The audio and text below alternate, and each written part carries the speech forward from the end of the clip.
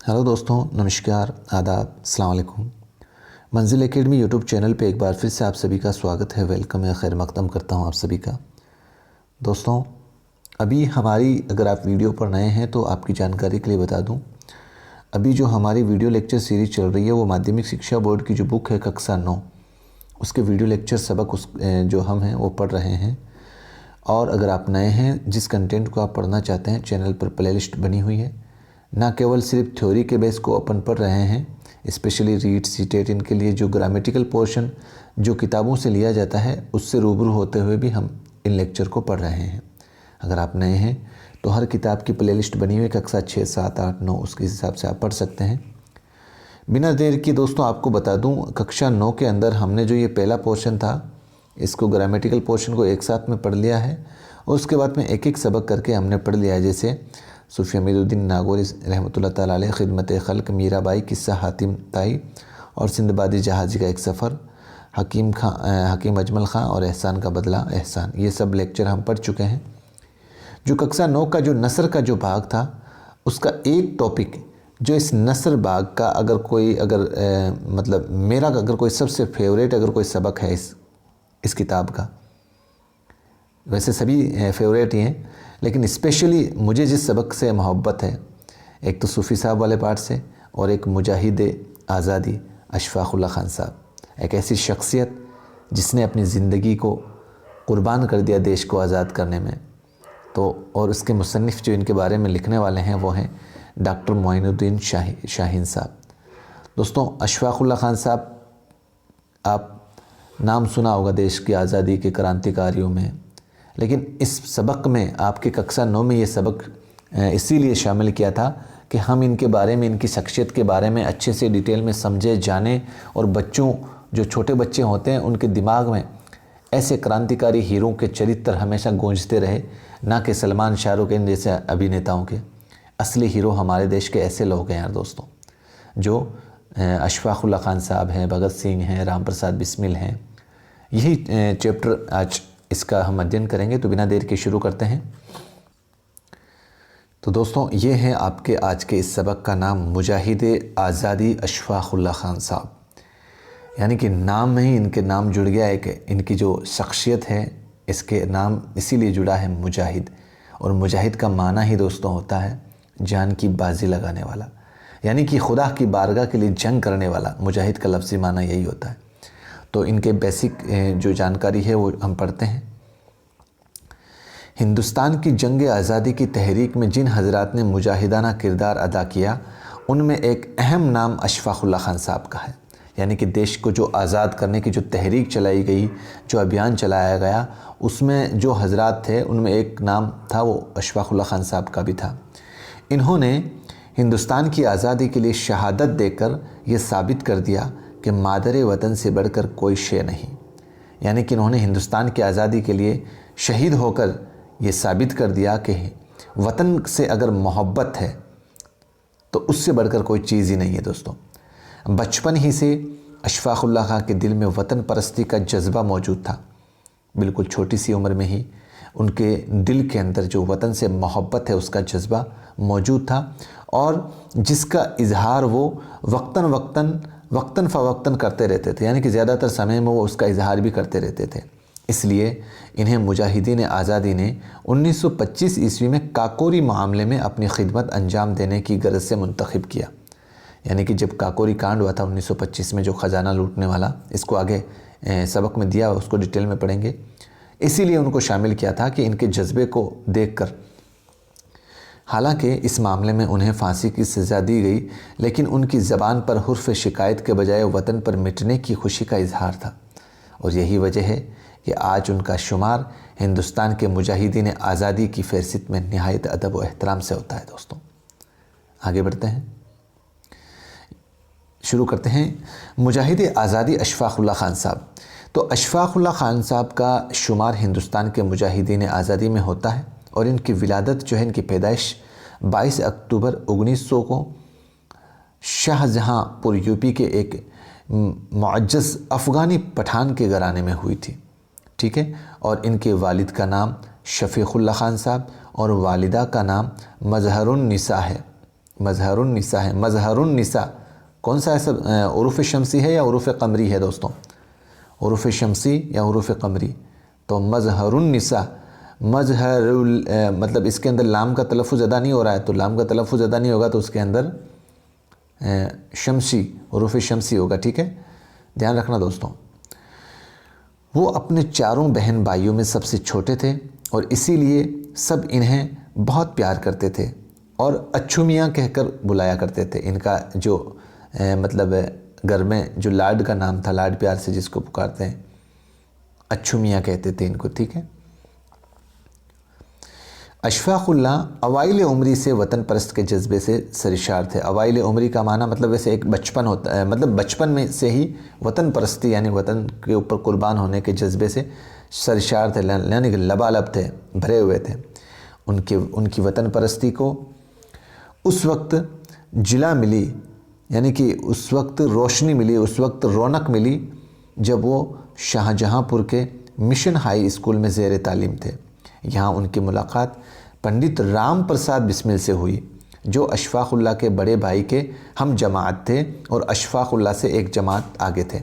यानी कि राम प्रसाद बिस्मिल, इनके वाक़या, इनकी दोस्ती के लिए जाने जाते हैं दोस्तों।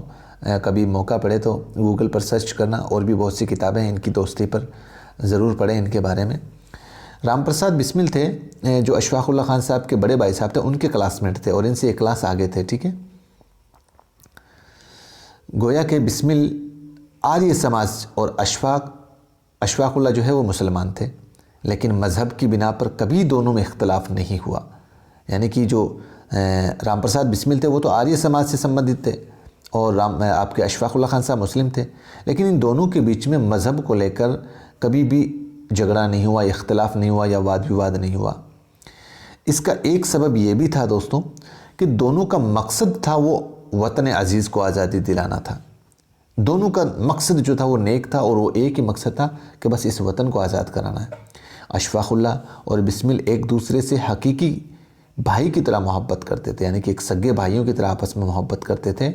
एक मरतबा अशफ़ाक़ुल्लाह खां सख्त बीमार हुए तो दर्द की शिद्दत और बेहोशी के बास राम राम राम राम राम ऐसी तरीके से बड़बड़ाने लगे और उनके वालिद साहब ने यह समझा कि अशफ़ाक़ुल्लाह आसिफ ज़दा होने के सबब ऐसा कर रहे हैं। चुनांचे उन्होंने एक मौलवी साहब से रब्ता किया और ये बात उन्हें बताई। मौलवी साहब को अशफ़ाक़ुल्लाह और बिस्मिल की दोस्ती का इल्म था, वो जानते थे कि ये दोनों आपस में अच्छे से दोस्त हैं। तो उन्होंने बिस्मिल को बुलाया और जैसे ही मतलब अशफ़ाक़ुल्लाह के घर पहुँचे तो अशफ़ाक़ुल्लाह ने उन्हें गले से लगा लिया और उनसे गुजारिश की कि जब तक वो सेहतयाब ना हो जाए बिस्मिल उनके पास रहे। कितनी मोहब्बत थी दोस्तों। यानी कि जब वो बीमार हो गए तो उनके मुंह से ऑटोमेटिकली, क्योंकि राम प्रसाद बिस्मिल उनके दोस्त थे, और यहाँ पर ये मतलब कहते हैं ना दोस्तों, जब कोई तकलीफ़ होती है किसी भी इंसान को तो उस वक्त उसको वो बंदा ज़रूर याद आता है जिससे वो बहुत ज़्यादा मोहब्बत करता है। तो ये जो राम राम राम राम राम राम, ये नाम भगवान राम का नहीं ले रहा था वो उस टाइम, ये जो नाम ले रहा था वो राम प्रसाद बिस्मिल का नाम आ रहा था उनके मुंह पे। ठीक है ना। और मौलवी साहब को ये अच्छे से पता था। तो आगे बढ़ते हैं। जैसा कि बयान किया जा चुका है कि अशफ़ाक़ुल्लाह इब्तदाही से वतन परस्ती के जज्बे से सरशार थे और उन्होंने 1920 ईस्वी में तहरीक खिलाफत के दौरान स्कूल छोड़ दिया और अमली तौर पर जहद आज़ादी में शामिल हो गए। वो हर कीमत पर हिंदुस्तान की आज़ादी के ख्वाहिशमंद थे, इसलिए वो हर तरह की अज़ियत का माना मतलब वही तकलीफ़, और सऊबियत का माना वही दोस्तों एक तरीके से परेशानी, यानी कि चाहे कोई भी तकलीफ़ आ जाए, चाहे कोई भी परेशानी आ जाए भले ही, लेकिन हिंदुस्तान को आज़ाद कराने के लिए वो ये सब चीज़ें बर्दाश्त करने को तैयार थे। बल्कि अपनी मता हयात, यानी कि इनकी जो आपकी जो ज़िंदगी की पूंजी थी, मता का माना होता है दोस्तों पूंजी, मता हयात तक को कुर्बान करने का अज़म कर चुके थे वो। मतलब एक तरीके से ये सोच चुके थे कि मुझे तो अपनी जो ज़िंदगी की जो भी पूंजी है मैं सब इस देश के आज़ाद कराने के लिए कुर्बान कर दूँगा। वो कौम परस्त शायर थे और उनका तखल्लुस हसरत था।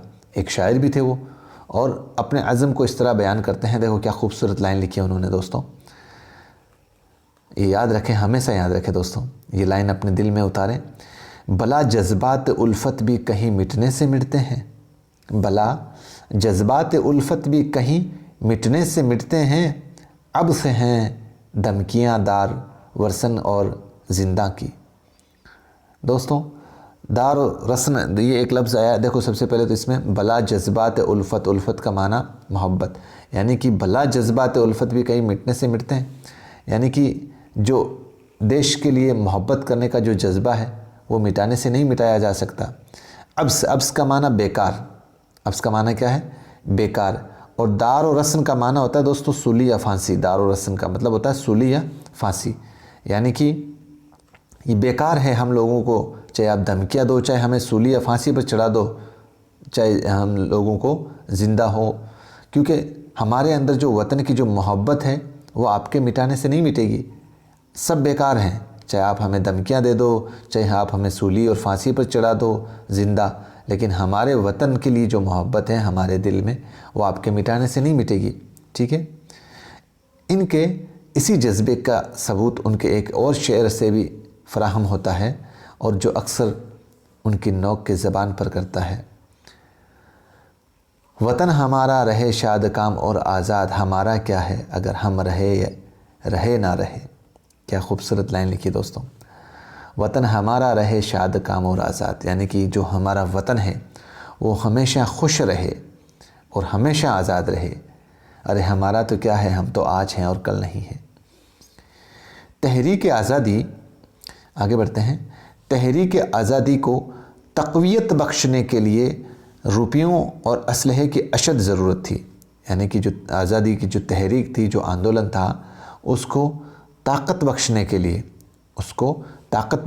लिए रुपयों की और असलहे का माना होता है दोस्तों तो जो जंग के हथियार हैं, उन हथियारों की बहुत सख्त ज़रूरत थी।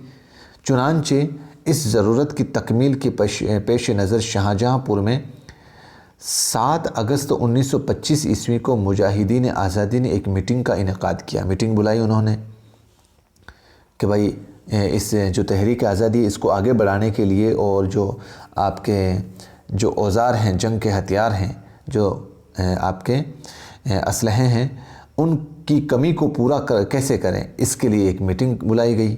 और मीटिंग में पंडित राम प्रसाद बिस्मिल के दौलत खाने पर हुई थी। ये मीटिंग जो है वो कहाँ पे हुई थी? राम प्रसाद बिस्मिल के दौलत खाने पर, जिसमें चंद्रशेखर आज़ाद और मुनमथनाथ गुप्त और अशफाकुल्ला खान साहब शरीक हुए। इस मीटिंग में कई फ़ैसले लिए गए, जिनमें सबसे अहम फ़ैसला ये था कि मशाल आज़ादी को फ़िरोज़ा करने के लिए माल और ज़र की ज़रूरत इस तरह पूरी की जाए कि ब्रिटिश हुकूमत हिंदुस्तानियों का खून चूस कर जो दौलत जमा करती है उसे लूट लिया जाए।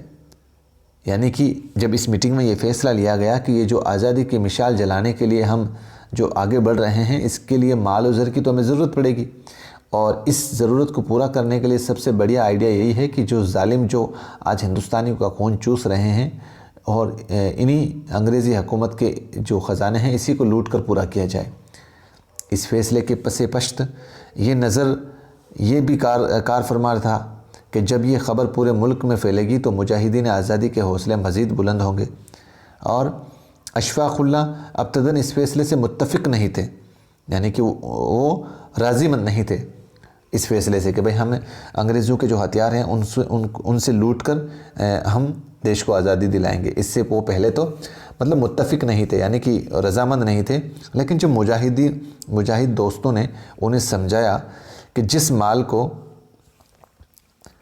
माल और ज़र की लूट की सही हम करेंगे, यानी कि जिस माल को हम हासिल करने के लिए जो दौड़ धूप हम करेंगे, सही का माना मतलब वही दौड़ धूप मेहनत करना, वो हमारे हमवतनों का है, यानी हमारा ही है। और अफसोस के अंग्रेज़ इस पर कब्ज़ा कर लेते हैं और फिर ये माल और ज़र हम तहरीक आज़ादी के लिए ही तो हासिल करेंगे, किसी नाजायज़ काम के लिए थोड़ी कर रहे हैं। यानी कि जब अशफाकुल्ला खान साहब राज़ी नहीं हुए कि यार ये जो अंग्रेज़ों से हथियार लूट रहे हैं ये सही नहीं है, तो उनके कुछ मुजाहिद दोस्तों ने उनको समझाया कि देखो हम ये जो ख़जाना लूट रहे हैं अंग्रेज़ों से, ये हमारे वतन का ही तो है, अंग्रेज़ कहाँ से ले जा रहे हैं, हमारे देश से ही तो ले जा रहे हैं, और आखिर हम अपने पास थोड़ी रखेंगे, इस खजाने को लूट कर अपने देश के लिए तो कुर्बान करेंगे। तो इस तरीके से उन्होंने अशफाक़ उल्लाह खान साहब को समझाया, और आखिरकार अशफाक़ उल्लाह खान साहब बिला आखिर इस फैसले पर रजामंद हो गए, और अपनी स्कीम को अशफाक़ उल्लाह और उनके मुजाहिद दोस्तों ने इस तरह अमली जामा पहनाने की कोशिश की कि शाहजहांपुर और लखनऊ के दरमियान काकोरी स्टेशन पर रेलगाड़ी को रोककर सरकारी माल व ज़र लूट लिया। 9 अगस्त 1925 ईस्वी को एक पैसेंजर ट्रेन में 8-10 अफराद सवार होकर शाहजहांपुर लखनऊ के लिए रवाना हुए, और उनमें राजेंद्र लाहड़ी, पंडित राम प्रसाद बिस्मिल और सचिंद्रनाथ बख्शी और अशफाक़ उल्लाह खान साहब शामिल हुए थे। ये जो 10 अफराद शामिल हुए थे, इनमें इन्हीं का नाम था दोस्तों। ये हजरात अलग अलग कंपार्टमेंट में बैठे, उनके पास हथियार और तिजोरी तोड़ने के औजार भी थे। इन लोगों ने आलमनगर और काकोरी के बीच चेन खींचकर ट्रेन को रोक लिया, हत्ता कि पुलिस गार्ड और ड्राइवर को अपने कब्ज़े में ले लिया, और इसी दौरान अशफाक़ उल्लाह ने तिजोरी को तोड़कर सारा माल ज़र हासिल कर लिया और अपना काम करके तमाम मुजाहिदीन आज़ादी फ़रार हो गए। अफसोस कि राम प्रसाद बिस्मिल के दो दोस्तनुमा गद्दारों ने पुलिस को तमाम वाक़यात बता दिए और बिस्मिल को गिरफ़्तार कर लिया। दोस्तों, इतिहास गवाह इस देश की दुर्भाग्य का। इस देश ने किसी दूसरे का नुकसान नहीं किया, इस मेरे देश ने, इस मेरे प्यारे देश भारत ने, लेकिन इस देश के ही लोगों ने बहुत नुकसान पहुंचाया है। और सिर्फ छोटे से लालच के लिए आप चाहे कोई भी राजवंश का इतिहास उठाकर देखो, चाहे आप वैदिक काल से ही उठा लो, आपके मौर्य काल का इतिहास उठाकर देख लो, गुप्त काल का इतिहास उठाकर देख लो, मुग़लों का इतिहास उठाकर देख लो। अगर इन पे अगर कोई भी सत्ता या हासिल करना चाहता है तो सबसे प्लस पॉइंट हमारे देश को लूटने के लिए ये था कि हमारे ही देश के गद्दार होते हैं वो, जो दुश्मनों के हितैषी बनकर अपने ही कोई जो वीक पॉइंट है उनको बताते हैं, और उसी के लालच में हमारे देश की जो बाहरी शक्तियां हैं वो इस पे आक्रमण करके बहुत सारा ख़जाना वगैरह लूटती हैं, और इस देश को जो कहाँ था और कहाँ पहुंचा दिया। और वर्तमान दौर भी ऐसा ही है दोस्तों, कुछ नहीं बदला है, हमारे बस नज़रिए में फ़र्क है, कुछ नहीं बदला है। वर्तमान की सियासतें भी, वर्तमान की जो राजनीतियाँ भी सिर्फ यही है कि फ़िरक़ों में बांट कर राजनीति करो। अगर ये हो गई तो राजनीति सुदृढ़ हो जाएगी, हमारी रोटी कैसे चलेगी। लेकिन दोस्तों, सियासत को बदलने के लिए कोई बाहर से कोई फरिश्ता नहीं आएगा। सियासत को बदलने के लिए बस खुद से थोड़ी बहुत कोशिश करो, अच्छी बात है उसका पक्ष लो, जो गलत बात है उसका विरोध करो। अब सियासत के पॉइंट पे नहीं ले जाना चाहता मैं, लेकिन बस थोड़ा दर्द होता है इस देश के बदनसीबी पर कि कितना देखो आप, ये जो राम प्रसाद बिस्मिल वगैरह कितना बड़ा काम किया था इन्होंने, कितनी बड़ी इन्होंने जोखिम उठाया था अपनी जान को कुर्बान करने के लिए और अपने ही देश के लिए, लेकिन उन्हीं के 2 दोस्तों ने उनकी सारी बातें उनके गद्दारों को, अंग्रेज़ों को बता दी। आगे बढ़ते हैं। अशफाक़ उल्लाह खां कई दिनों तक खेतियों में छुपते रहे और बाद अज़ां बड़ी मुश्किल से बनारस पहुँचे, यानी इसके बाद बनारस पहुँचे और वहाँ कुछ दिनों बनारस में रहे और फिर डाल्टनगंज जा पहुँचे, जो कि बिहार में है। यहाँ उन्होंने एक स्कूल में मुदर्रिसी शुरू की और चंद माह डाल्टनगंज में रहे और उसके बाद वो दिल्ली आ गए। बिस्मिल की तरह आप भी एक दोस्तनुमा गद्दार की गद्दारी का शिकार हुए। देखो, इनका पीछा यहाँ पे भी नहीं छोड़ रहे हैं। गद्दार कोई दूसरा नहीं था, उन्हीं के साथी थे। राम प्रसाद बिस्मिल को पकड़वाया उसी के दोस्त ने, और इसी तरीके से आपके जो अशफाक़ उल्लाह खान साहब हैं उनको भी उन्हीं के दोस्त पकड़ाएंगे। तो लिखते हैं, बिस्मिल की तरह आप भी एक दोस्तनुमा गद्दार की गद्दारी का शिकार हुए और उन्हें 8 सितंबर 1926 ईस्वी को गिरफ़्तार करके लखनऊ लाया गया। लखनऊ जेल में एक अफसर ने उनसे कहा कि अशफाक़ उल्लाह काकोरी मामले का तमाम इल्ज़ाम, बहुत इंपॉर्टेंट लाइन है दोस्तों इस चैप्टर की देखना, अशफाक़ उल्लाह काकोरी मामले का तमाम इल्ज़ाम राम प्रसाद बिस्मिल पर लगा दे तो उन्हें माफ़ी मिल सकती है। एक अंग्रेज़ देखो कितने मतलब दरार पैदा करने के लिए कितना देखो इसका बिहेवियर देखो उस अंग्रेज का। जेल के अंदर भी इन दोनों को आपस में लड़ाने के लिए, इन दोनों को अलग करने के लिए और समाज में गलत मैसेज जाए वो मतलब पैदा करने के लिए वो अफसर कह रहा है कि तमाम इल्ज़ाम जो है तुम रामप्रसाद बिस्मिल पर डाल दो तो तुम्हें माफ़ी मिल जाएगी। लेकिन दोस्तों वो आज के कच्चे ईमान वाले नहीं थे, वो एक सच्चे मुजाहिद थे। उन्होंने बोला, लेकिन अशफाक उल्लाह खान साहब ने साफ मना कर दिया कि मैं वतन परस्त हूँ, गद्दार नहीं। क्या बोला उन्होंने? मैं वतन परस्त हूँ, गद्दार नहीं। काकोरी मामले में अशफाक उल्लाह और उनके दीगर साथियों पर मुश्तरका यानी कि मिला जुला बोल सकते हैं, पर मुश्तरका मतलब मिला जुला करके मुकदमा चलाया गया और मुख्तलिफ़ इल्ज़ामात के पेश नज़र उन्हें फांसी की सज़ा सुनाई गई और इसलिए अशफाक उल्लाह को शहीद काकोरी भी कहा जाता है, शहीद काकोरी भी कहा जाता है। ठीक है, आगे बढ़ते हैं। फांसी की सज़ा से एक रोज़ कबल, एक दिन पहले उनके चंद दोस्त, अहबाब और रिश्तेदार उनसे मिलने जेल पहुँचे तो उन्होंने देखा कि अशफाक उल्लाह के चेहरे पर किसी तरह की शिकन नहीं थी, कोई टेंशन नहीं थी उनके चेहरे पर, बल्कि वो बड़े ही बशास दिखाई दे रहे थे, यानी कि बहुत ही एक तरीके से खुश दिखाई दे रहे थे। उन्होंने मजाकन अपने दोस्तों से कहा, अरे कल मेरी शादी होने वाली है। सुबहान अल्लाह, इसे कहते हैं सच्ची वतन परस्ती। इन्हें मौत का मतलब खौफ ना था, बल्कि उनकी तो यही आरज़ू थी। यानी कि कितनी खूबसूरत मतलब बात है ये कि इन्होंने जब इनके दोस्त मिलने आए तो आप देखते हैं जेल के अंदर तो बेचारे लोग मायूस रहते हैं, लेकिन इनके चेहरे पर मायूसी का ज़र्रा भर भी नहीं था और मजाक के तौर पर अपने दोस्तों से वो चला के कहते हैं कि कल मेरी शादी होने वाली है, यानी कि कल उनको फांसी लगने वाली है। उन्हें मौत का मतलब खौफ नहीं था, बल्कि उनकी तो यही आरज़ू थी। ये शेर है दोस्तों, ये मतलब जब आपका दिल करे ज़रूर याद रखना इस शेर को, जब भी दिल करे इसको पढ़ना ज़रूर कि कुछ आरज़ू नहीं है, ये आरज़ू तो है, ये आरज़ू तो ये है, रख दे कोई ज़रा सी खाके वतन कफन में। एक सच्चे देशभक्त के लिए और क्या लिखें यार। यानी कि वापस समझो इस शेर को, ये क्या कहना चाहता है, कुछ आरज़ू नहीं है।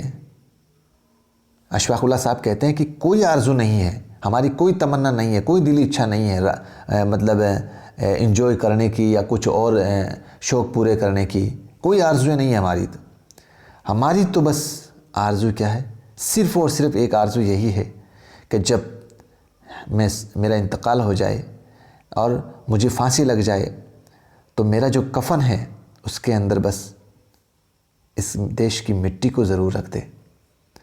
दोस्तों दिल तड़पता है ऐसे लफ्ज़ों से, वास्तव में इसको महसूस करें। इस शेर को एक बार और पढ़ना चाहूँगा मैं कि कुछ आरज़ू नहीं है आरज़ू तो ये है, रखते कोई ज़रा सी खाके वतन कफन में। आगे बढ़ते हैं। फांसी के रोज़ यानी कि 19 दिसंबर 1927 को अशफाक उल्लाह खां सुबह जल्दी बेदार हुए, जल्दी ही उठ गए। नेक बंदा तो वैसे भी जल्दी उठता है, और गुस्ल किया, फ़जर की नमाज पढ़ी, फिर तिलावत कुरान पाक में मशगूल हो गए, बिज़ी हो गए। सुबह 6 बजे उन्हें फांसी के लिए ले जाने लगे तो उन्होंने एक झूले में कुरान शरीफ रखकर अपने सीने पर लगा लिया। उनकी ज़बान पर तिलावत कुरान पाक थी और कदम फांसी के तख्ते की तरफ बढ़ रहे थे। उन्होंने फांसी के फंदे को बोसा दिया और बुलंद आवाज़ में कहा, मेरे हाथ किसी शख्स के खून में रंगे हुए नहीं हैं, मुझ पर लगाए गए तमाम इल्ज़ामात गलत हैं, अल्लाह की अदालत में मुझे इंसाफ मिलेगा। और ये सच्चाई है दोस्तों, उन्होंने किसी इंसान का कत्ल थोड़ी किया था।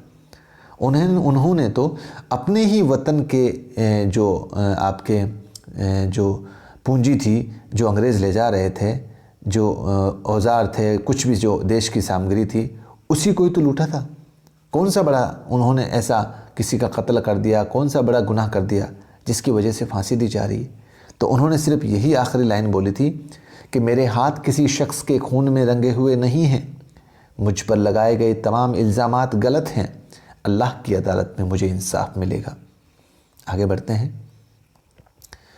उन्होंने जल्लाद को भी जहमत देना पसंद ना की, यानी कि जो जल्लाद होता है ना, जो फांसी देने वाला, उसको भी तकलीफ़ देना पसंद नहीं किया उन्होंने, और ख़ुद ही फांसी का फंदा अपने गले में डाल लिया और फिर उन्हें फांसी दी गई।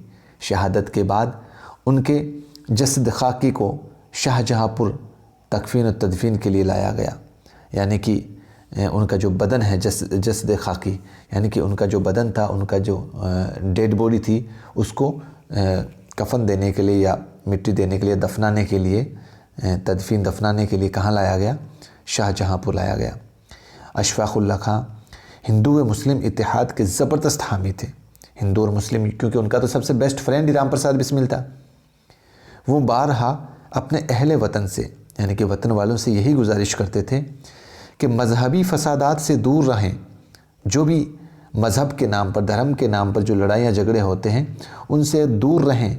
यानी कि जो चीज़ आज हम महसूस कर रहे हैं वो उन्होंने उसी टाइम बोल दिया था जब देश आज़ाद नहीं हुआ था।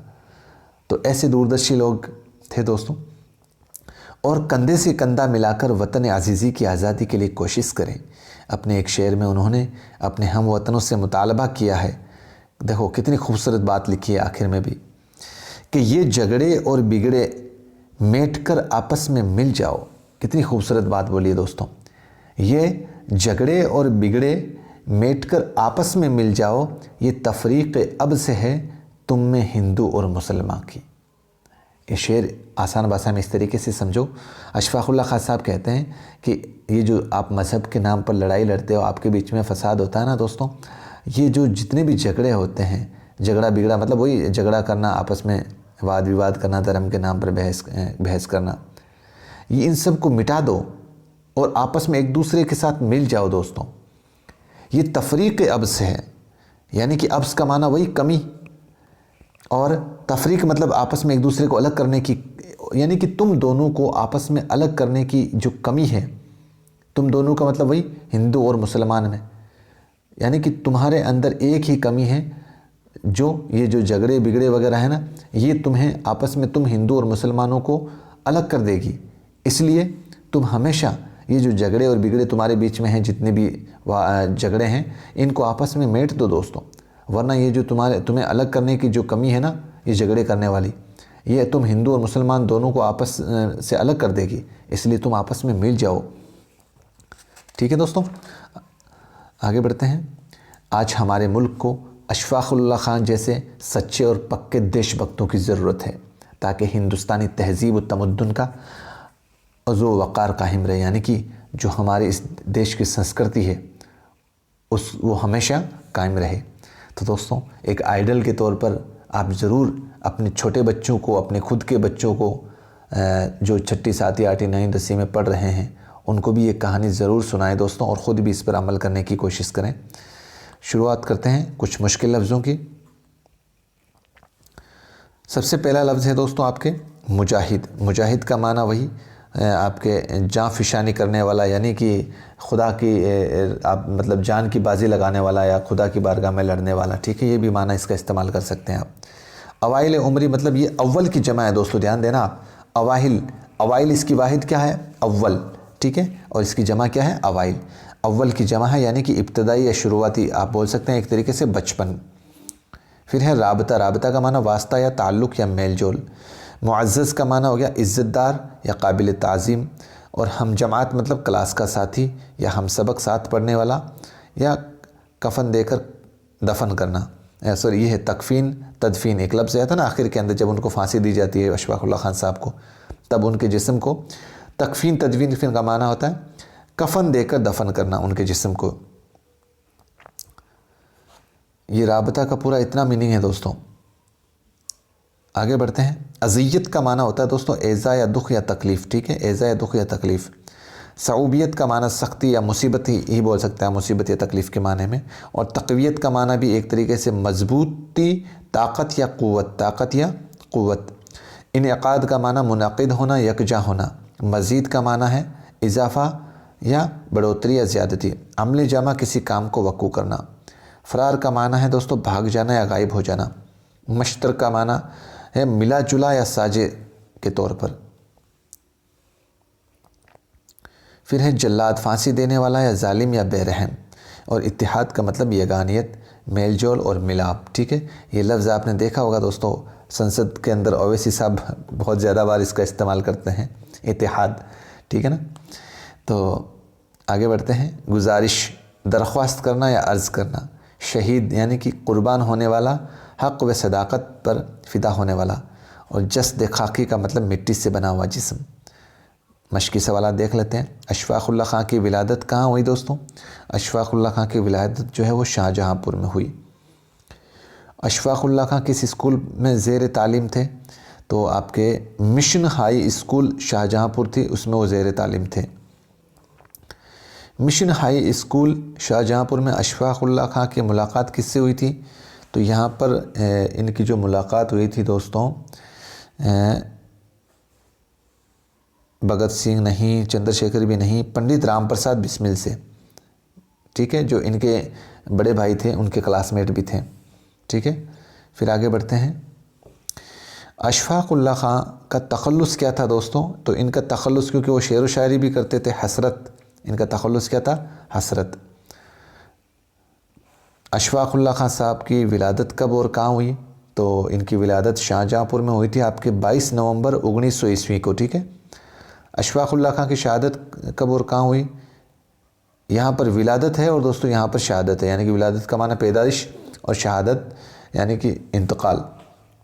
तो शहादत तो हुई आपके 19 दिसंबर 1927 को। कहाँ हुई? 19 दिसंबर 1927 को लखनऊ जेल में उनको फांसी पर चढ़ाया गया। बीमारी के वक्त दर्द की शिद्दत और बेहोशी में अशफ़ाक़ुल्लाह क्या बड़बड़ा रहे थे? तो राम राम राम राम राम बड़ा राम बड़ा राम बड़ा, इस तरीके से बड़बड़ा रहे थे राम राम। अशफ़ाक़ुल्लाह ख़ान की शख्स से अपने हकीकी भाई की तरह मोहब्बत करते थे। किस शख्स से?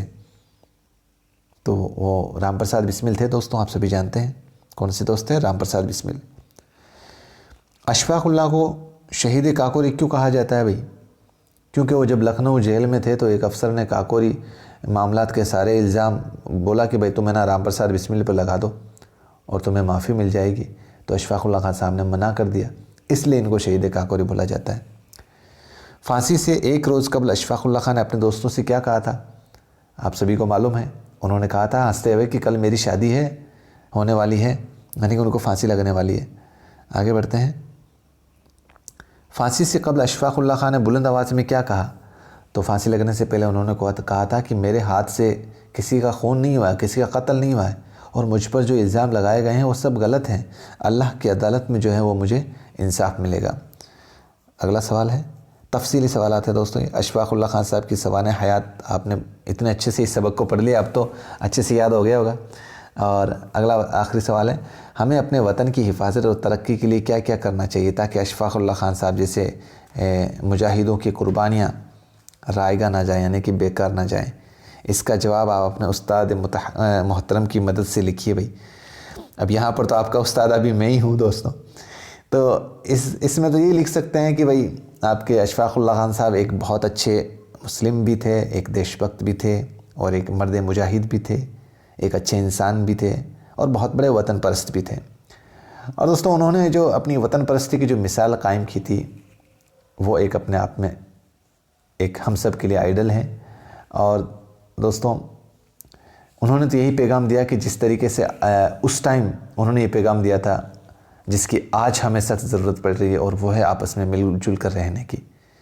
तो हम सबको आपस में, चाहे किसी भी मज़हब का मानने वाला हो, इस देश की खूबसूरती के लिए हम सबको आपस में मिलजुल कर रहना, एक दूसरे की मदद में हाथ बटाना है। ठीक है, तो यानी कि अशफ़ाक़ुल्लाह ख़ान साहब की जो जीवनी है, अगर उसके कुछ अंश ये अगर हम अपनी ज़िंदगी में उतार लेना तो हमारी ज़िंदगी कामयाब हो जाएगी। बस इतना ही है दोस्तों। ठीक है, तो कैसा लगा आज का कंटेंट? कमेंट बॉक्स में कमेंट ज़रूर करें दोस्तों। और वास्तव में अगर आपको अशफ़ाक़ुल्लाह ख़ान साहब की ये स्टोरी पसंद आई है तो ज़रूरी नहीं है आप एजुकेशनल चैनल में ये वीडियोस शेयर करो। मेरी तो आपसे गुजारिश है कि जो भी आपके मतलब घर परिवार मेंबर में जो भी जानने वाले हैं, कुछ जो व्हाट्सअप फेसबुक यूनिवर्सिटियों से जुड़े हुए रहते हैं, उनको कम से कम ये स्टोरी ज़रूर सुनाएं, ये स्टोरी ज़रूर दिखाएं। ठीक है ना। और अगर आपका कोई कीमती सुझाव हो दोस्तों तो वो भी कमेंट बॉक्स में कमेंट ज़रूर करें। और इंशाल्लाह हम आपकी जो मंजिल है वो धीरे धीरे करीब आ रही है 25 अप्रैल को, और बहुत ही अच्छी रनिंग में हम चल रहे हैं, अच्छे वे में हम चल रहे हैं। आपकी तैयारी अच्छी चल रही है, मुझे पूरी उम्मीद है, पूरा भरोसा है। और आज ये नसर वाला भाग अपने पूरा हो गया। हम नज़्म वाला टॉपिक भी 2-3 दिनों में पूरा कर लेंगे इंशाल्लाह, ठीक है ना। और फरवरी के अंदर इंशाल्लाह आपके कक्षा 10th की जो बुक है वो भी लगभग पूरी करवाने की कोशिश करूँगा मैं। तो दीजिए मुझे इजाज़त, बहुत देर हो चुकी है, रात के अभी 2:30 बज रहे हैं दोस्तों। मिलते हैं एक नई वीडियो और कंटेंट के साथ। खुदा हाफिज़, जय हिंद।